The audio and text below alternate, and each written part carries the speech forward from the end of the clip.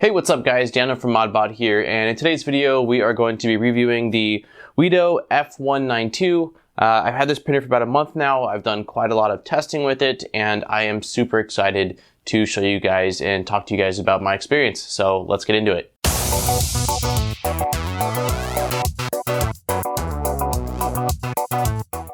So a few months back, I was browsing Amazon to see what 3D printers were out there, what were the most popular ones. I do a lot of 3D printing. I know a lot of 3D printers on the market, but with so many constantly coming out, it's hard to stay up to date. So I very often like to kind of browse and see what are the new machines that people are out using.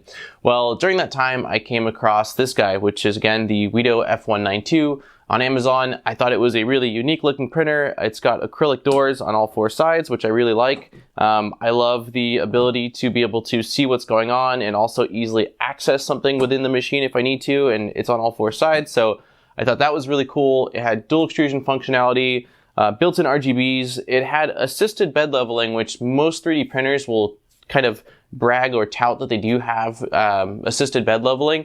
But this machine truly has assisted bed leveling, which I'll show you guys later on.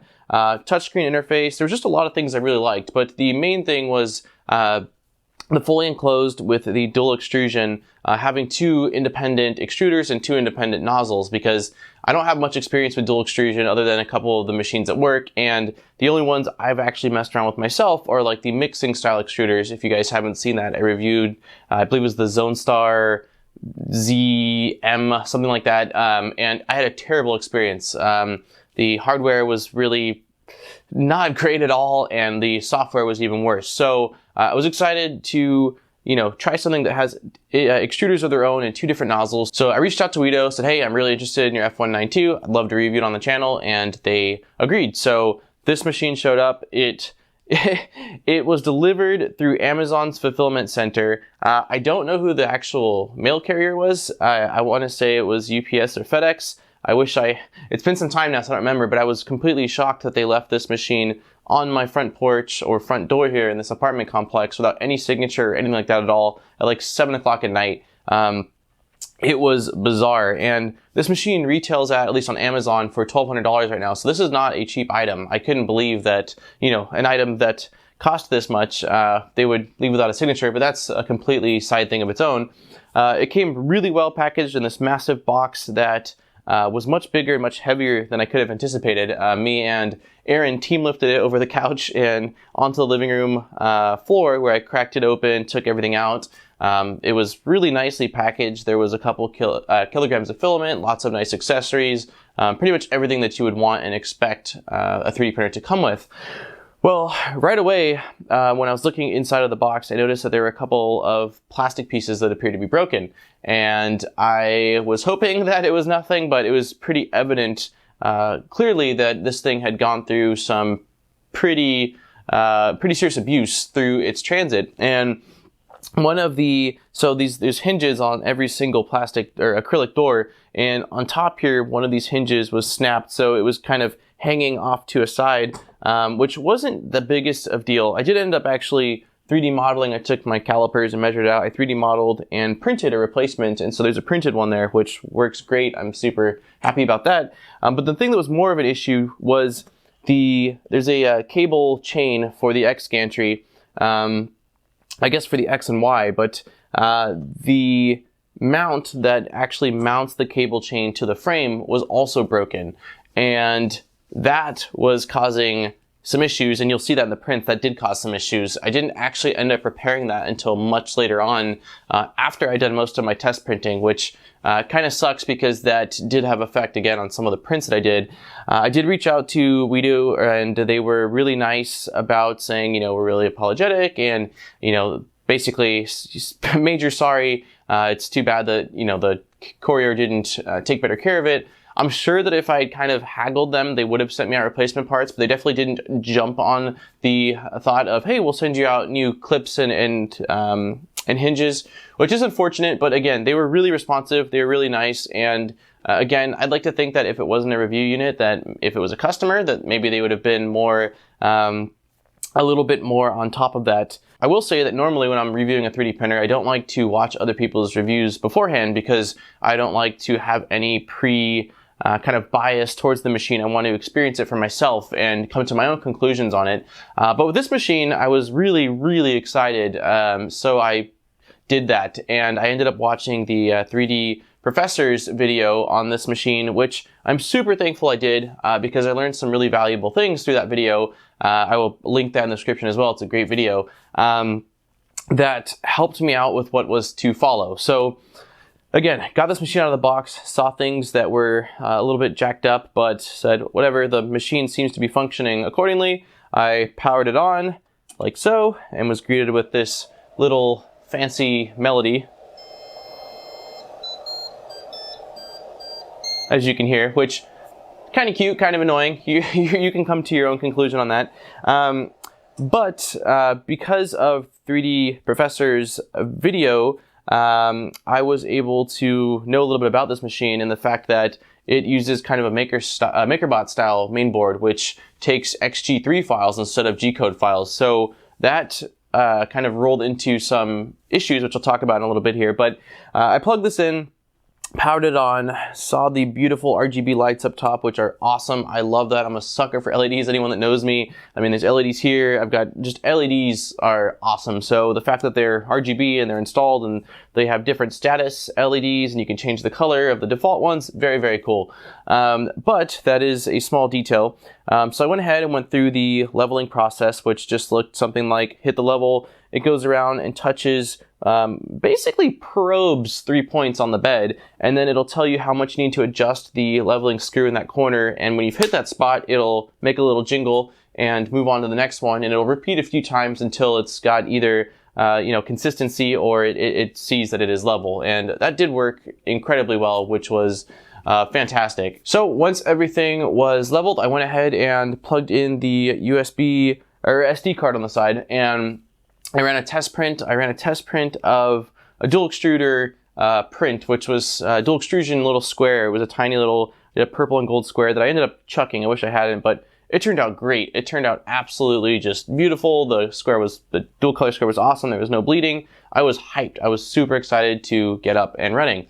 So I then went ahead and decided it was time to slice my own file. And that's where I ran into some pretty serious frustration. So again, I plugged in the flash drive that it came with to my computer, loaded all the files up. There was a WEEDO Cura version, so I downloaded that, and on my desktop, I was actually not able to open it at all. I would install it, I'd open it, nothing. I tried rebooting, I tried safe mode, I could not get it to open.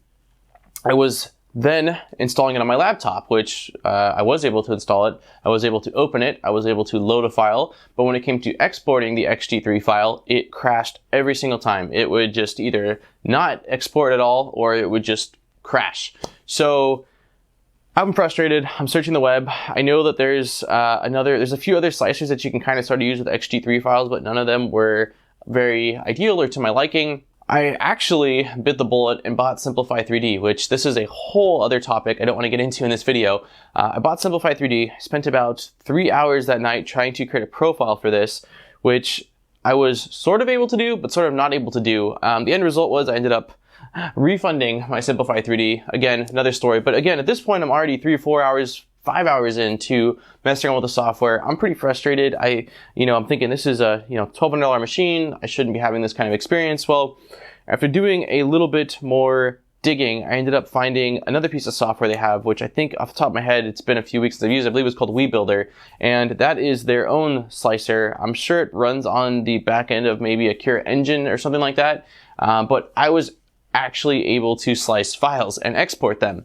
The software has quite a lot of settings. I wish I could use a software that I'm familiar with, such as Cura or Matter Control or Idea Maker or Repetier or any of the other big ones, but I couldn't. And at least I was able to get these files to slice. So I sliced the first file, which was this little 2-color frog, which I was completely blown away. I was ecstatic. This was an absolutely amazing, best 2-color print I've ever achieved, and I was just blown away. I used gold build series and translucent neon green pro series from Matter Hackers, and it was UV reactant. I put a photo up on Twitter. If you guys don't follow me on Twitter, I do post things as I'm working on reviews and projects, so I definitely would follow me on there. I'll place a little plug right here for that. But yeah, I was extremely excited about this. For this guy, I ended up using a ooze shield because I had tried with the prime tower, and the prime tower did actually fail initially, but the ooze shield worked out beautifully. It was awesome. So once I was done with that, I was eager to do another dual extrusion, and I found this little Venom, which I believe is modeled by Wexter. I'll have to look again, but this was interesting. So I tried a prime tower first, and that kept failing. So I tried an ooze shield, and the ooze shield, when I was removing it, well, I ripped off his foot. That was my doing. I should have used a spatula. I don't know what the hell I was thinking. It was early morning. I was overexcited. But this print didn't turn out too great. It didn't turn out, well, that's I guess a very opinionated. It did turn out terrible, but to me it could have been much worse. It's in Vertigo Galaxy. It's in just some generic white PLA that I have. The teeth are really messed up. There's definitely some bleeding. It's not a great print by any means, but I still was like, I can see what it is. Like, you know, this isn't the worst, but compared to the Frog, we've gone backwards with this one for sure. So then I went ahead and decided to do another ooze shield. I printed Matter Hacker's fill in dual extrusion, which looks like a little Laker. It's not perfect. There is a little bit of hairs here and there, which is from the ooze shield. Honestly, I kept most of the dual extrusion settings default because I don't have a lot of experience with this, and I didn't really want to do too much experimenting. I was trying to do as much printing as possible. So I wanted to do different materials. I wanted to try out various things. So overall, I would consider this a success. Is it the best dual extrusion? No, but I was feeling very confident that, again, this machine can do dual extrusion PLA. Absolutely. So I'll put that guy there. I then tried to do this little vase, which, as you can see, is a hairy, just disgusting mess. I ended up killing it, actually. The issue with it was for this one, I didn't think I could do an ooze shield, which I might have been able to. There was just a lot of really tight geometry as it got tighter up, and I thought that removing that ooze shield would be incredibly difficult. So I did use a prime tower, and it just kept leaving really bad hairs. The retraction was just not there, and I think that the cooling was not there, which is one of my biggest gripes with this machine, actually, is that there is no layer cooling fans at all. There is 2 extruders with 2 extruder fans, but there's not any layer cooling. So anytime I was doing a PLA print with really fine detail or something like that, I was running into issues. Like, the one way you would have to basically combat that is by having some kind of a tower off to the side that your nozzle goes over to and just prints like a little square, which gives the actual layer some time to cool down. But it's not ideal. I am very surprised, honestly, that there is not a layer cooling fan. So I did those, and then I decided to do just a regular PLA print, which I did this Golden Dragon Gauntlet, which looks freaking awesome. It was turning out actually really good. It ran into issues up here where there was, it looks like 2 or 3 layer shifts. The reason for these layer shifts, though, was because of that cable chain mount that on the top was broken. This is almost the full build volume as far as height goes of this machine, and when it got to the top, the cable chain, which didn't have the correct mount, would actually kind of bind and pop, and that is what caused this shifting. So it's unfortunate because this is a print that I have to show this machine created, because I know it can do so much better if I had done it either after I installed this or it hadn't come broken. But unfortunately, that is the reality of it. There is a few layer shifts on this print, but other than that, considering some of these little fine details, it's not bad. It's really not bad. But again, would be better if there was active layer cooling on this. So then I wanted to go ahead and do some ABS. I haven't done ABS in a really long time because I haven't had an enclosed machine and just haven't really had a need to. So I printed out Catchy from Community Ketchup. This is from Wexter. If you don't know what Community Ketchup is, my buddy Travis from Apiro Design and Pooch or Repcord, they are super awesome guys. They have I believe it's a weekly podcast or live stream that they do on things that are going on in the community of 3D printing. I wish I had more time to check it out. I've been so busy, but I do kind of every once in a while just browse what's going on, and they've been doing really awesome work. So if you're looking at more 3D printing content too, definitely check these guys out. But I printed out this, which I thought turned out awesome. It was a great print. For it being ABS, I was blown away. This is arguably one of the best ABS prints that I've personally done. I haven't even done a whole lot of ABS printing. It's been probably some years since I've done much ABS printing. Then Wexter, who's like by far one of my favorite 3D modelers right now that I've been kind of actively following, he released this Two-Face bust, and I printed that. A little bit of issues on the chin. There is some sagging of the couple layers. I probably should have had some support material right here. And there's also this really weird, it almost looks like Z-banding, but when I look closely, to me it almost just seems like the filament that I used had really poor quality coloration.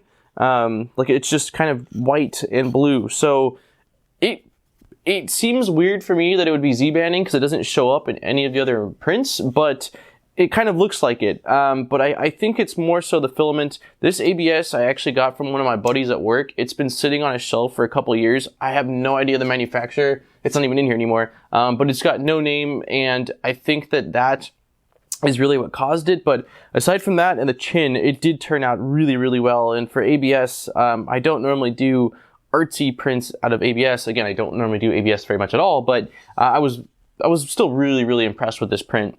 And one of the last major things I wanted to do was some PVA and PLA printing. The WEEDO says that they can do PVA material, so I picked up some PVA, and instead of doing a small test print to see what it was like, I went ahead and printed this crazy gyro, which was originally an Ultimaker model, and I found this online. It is a major stress test or torture test of your printer's PVA capability and functionality, and it was completely submerged in PVA. I didn't think it was going to complete, and it turned out just freaking awesome. This is one of the coolest models I've ever printed. It's like 5 rings internally inside of each other. I printed it, took it off the bed, threw it in some water, very quickly and easily broke off most of the PVA with my hands. There's still some light bits of PVA here and there that you can see if you look really close up, but I mean, the part's free and it looks just absolutely insane. So I definitely will say that this machine can use water-soluble support materials, no doubt. It absolutely can. So I was very, very excited with this. The last thing I wanted to try was I had some pretty gnarly TPE that I wanted to throw in that I've been sitting on for a while, and it's a direct drive setup, so I figured, cool, let's try out some really flexible material. That was a disaster. This machine, so it basically is Bowden fed from the outside, and it goes down, and then you push it through its gear, like where the extruder is, and it's a direct drive. So the tube is just a guide tube. Well, it is really, for some reason, difficult to align the filament with the actual extruder, so that way it actually goes through to the nozzle. I was having issues where I'd push it through and it would pop out one side or pop out another side, and that was actually happening with harder filaments as well. But for the TPUs and the TPEs that I tried, that was just not happening. I gave up, and basically in my head, I'm like, this is a PLA and ABS machine only. As a quick roundup, the things I really do like about this machine is, one, it's not a kit. I'm so happy it's not a kit. I'm getting burnt out on doing kits. It was take it out of the box, set it there, and basically print, which I really like. So that was a plus. Second thing is that it's fully enclosed. Super stoked to have a fully enclosed 3D printer. Haven't had one in quite a while, so having one that's fully enclosed for being able to do ABS and just have a little bit more of a controlled environment, huge plus, great. Removable build plate is awesome. Love that. Touchscreen's great. Dual extrusion was great. The actual leveling system in here to me was also really, really awesome. The RGBs for status, cool. Direct drive, awesome. So many boxes in my mind are ticked, but there are also quite a few things that to me I think can make this machine so much better. And those things are, for one, you have to mount your filament on these spools externally, which these work great. I'm not gonna lie, I'm not gonna say they don't work great, but to me, with how much of a footprint this already takes up, I don't understand why they couldn't have engineered it where the spools went inside, made it a little bit longer so they go inside, or have hooks on the side. But just to have these beside it, to me, I'm like, they work well, but I just think this little acrylic setup, they could have done a better job with that. With the pull that it takes on the extruder to get the filament through, I had issues with some under extrusion and skip steps, because if you don't have a really, really good spool holder with this, the motor just cannot pull the filament through correct enough. So that was one. Number two was The fact that it uses XG3 instead of G-code, I am not a huge fan of. I wish they had thrown a different board in here and that it wasn't based on that. I like being able to use the slicer I want. I like the simplicity of creating an easy little profile, and being limited to just a few slicers that are compatible with that was really kind of a drawback.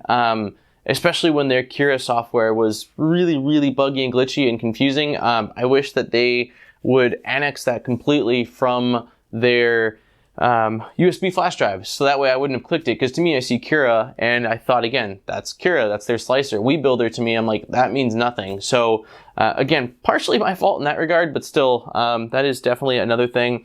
Unfortunate that the parts were busted on this, the hinge and the top. I don't know if they need to adjust their shipments a little bit to somehow figure out what they got to do to make it where the machines are not getting busted up. I know 3D Professors showed up in much worse condition than mine did, unfortunately.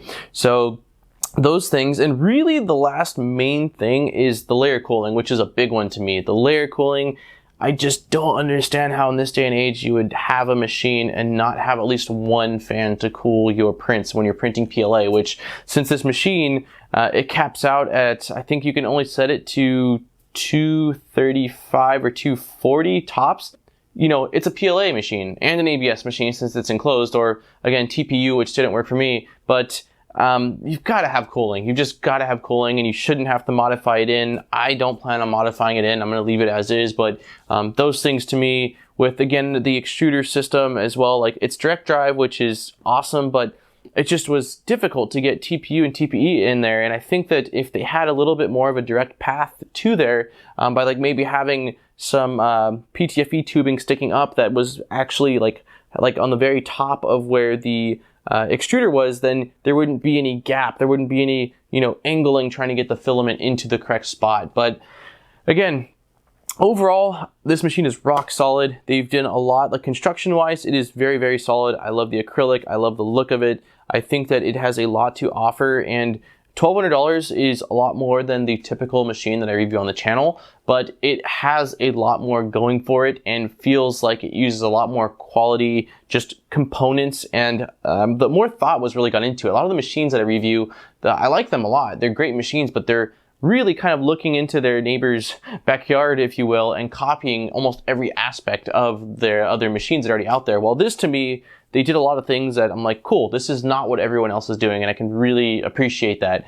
So again, if you're looking for a dual extrusion and you don't want to spend a couple $1,000s and you want to be able to do PVA, I mean, this is a very complex print with very complex geometry, and it did a damn good job. So if you guys have any more questions, let me know in the comments down below, and I will place a link to where you can find out more or purchase one of these for yourself. Thank you guys so much for watching. If you enjoyed this video, don't forget to like, and if you want to see more content, consider subscribing, and don't forget to smack the bell so that way you get notifications when I upload new content. And on that note, I'm out. Thank you guys so much for watching, and I will see you in my next video. Peace, guys.